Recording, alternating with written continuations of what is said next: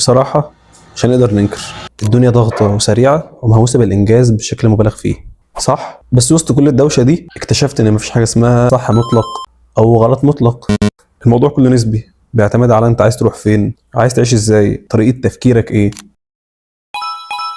يعني هل لازم تطحن نفسك 24 ساعة؟ لا طبعا، احنا مش روبوتات.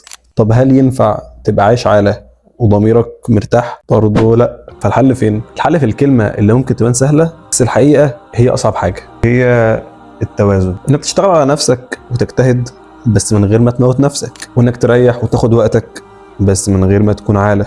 والتوازن ده بيجي من حاجة واحدة بس، وهي الوعي. الوعي بنفسك، الوعي بإمكانياتك، الأهم الوعي بطريقك. يكون عندك بوصلة واحدة أنت ماشي عليها، مش مجرد ماشي مع القطيع. اعمل اللي أنت عايزه وروح في أي حتة، بس خليك فايق، خليك صاحي، اللي عندك مرجع تعرف تفوق وترجع له لو سرحت.